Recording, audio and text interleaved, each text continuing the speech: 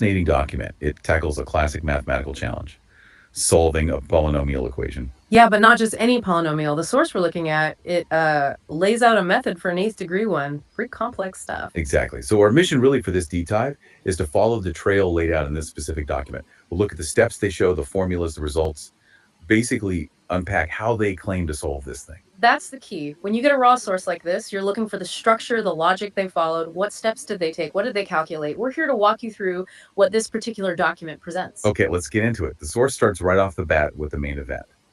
This pretty imposing eighth degree polynomial. It's P equals Bx is 8, 16 novel plus 71328 XEA, 71328 non-weight MA on XEA, plus 557 996 AC88, plus 4457 996 A08X, plus 435054688, plus 371 09678 8658, plus 371 9657 8658 AT0. Wow. Yeah. Look at those coefficients. Some big numbers, lots of fractions over powers of 8. Right. And interestingly, the source immediately lists out a bunch of values. They're labeled L0Q, L1Q, all the way to L7Q. Yeah. And if you look closely, these values, like L0Q equals 16, L1Q equals 71328 decimals, and so on, well, they're exactly the coefficients from the polynomial. Ah, so they're just sort of pulling out the numbers from the equation itself, giving them labels. Precisely. Extracting the key numerical components right at the start. That's the first thing shown. Gotcha. So after identifying these L values, what does the document show next? Well, it then presents various formulas. These formulas, they describe relationships between these L values and another set of terms labeled S. Okay, so connecting the L's to S's. Exactly. The source gives the general mathematical form of these connections, and then it shows the results of actually doing the calculations using the L values we just saw. And it gives specific numbers for these as terms. Yes. It explicitly states the results. For instance, it shows calculations leading to S214, S336, S498, S5276, and S6794. These are presented as derived values. Okay, so we're building up these intermediate results.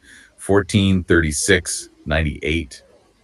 Interesting. And the source also mentions specific tools being used. It explicitly states that the discriminant formula of Mourad Sultan Ezouidi H. Ism is applied. Oh, right. It mentions that name specifically. Does it say how it's used? Not in detail, no. It just notes its application for different K values from 0 up to 8. It's presented as part of the methodology. And there was something else too, right? Something visual. Ah, yes, the rows of numbers. The document includes lines like 14641, 1510, 1051, and so on. Pascal's triangle. Looks just like it. It certainly does. They appear there in the source alongside some calculations up to the row for degree 8. Again, their exact role isn't deeply explained, but they are present in the working. Okay, so valid values, Falaise values, a specific discriminant formula, Pascal's triangle rows. What happens then? Well, then the source loops back to the polynomial itself, but writes it differently.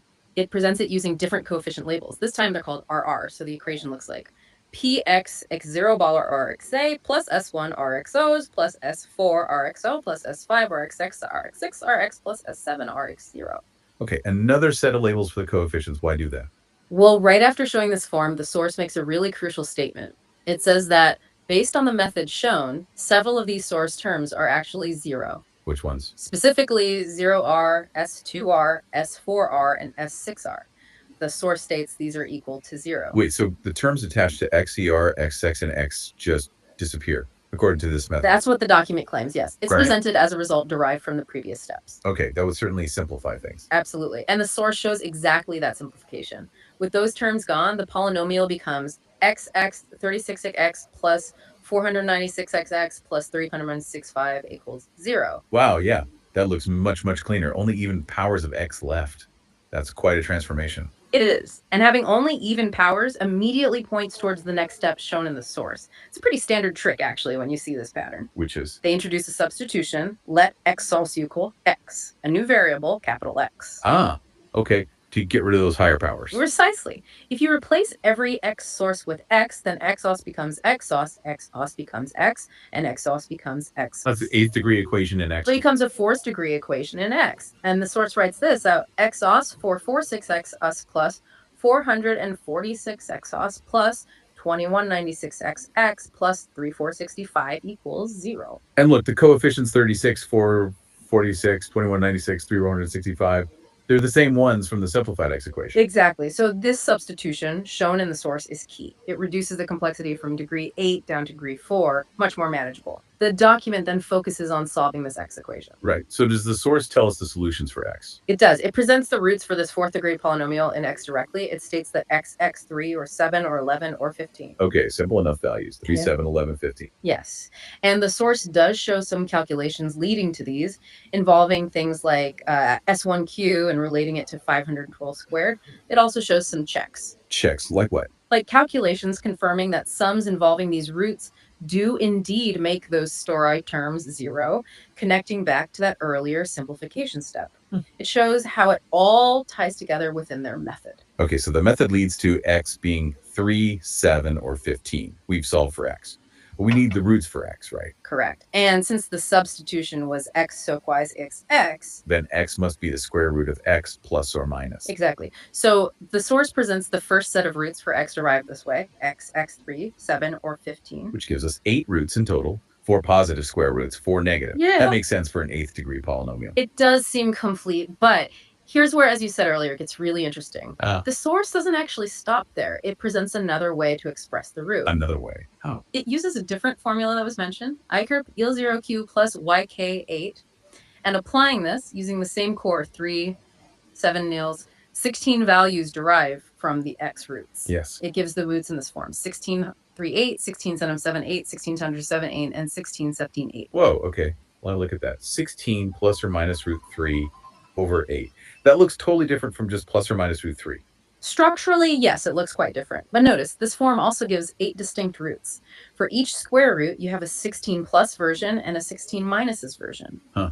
So the document provides 2 different looking sets of answers for the same original equation, both derived through its process. That's what's presented, yes. 2 forms for the final 8 roots. Okay, so let's just recap this journey we followed in the source. We started with this quite intimidating 8th degree polynomial. With complex coefficients, yeah. Then the source showed extracting those coefficients as Il's values, calculating intermediate Il's values, mentioning specific tools like that discriminant formula. And noting the presence of Pascal's triangle rows. Then came that key simplification step. Right, where the odd power terms vanished in that alternative SR representation. Leading to the x equals x substitution. A really elegant move shown in the document. Which turned it into a 4th degree problem for x with roots 3, 7, 11, 15. And from those x roots, the source derived the roots for x, but presented them in 2 distinct mathematical forms. Plus or minus the square roots, and that more complex 16 plus or minus the square root over 8 form. If you think about the bigger picture here, this dive really shows one specific path laid out in a document for tackling a complex problem. It highlights simplification, transformation, and how the final answer, the roots, might be expressed in, well, unexpected ways, or maybe multiple ways. Exactly. All derived according to the source from the initial setup. So maybe a final thought for you, the listener, based purely on what we've seen in this document. Given that the source ends up showing these 2 different mathematical expressions for the same set of 8 roots, what does that make you think about mathematical solutions themselves? Are they just different labels for the same thing? Or does the form of the answer tell us something deeper about the journey taken to find it based on the relationships shown in this source?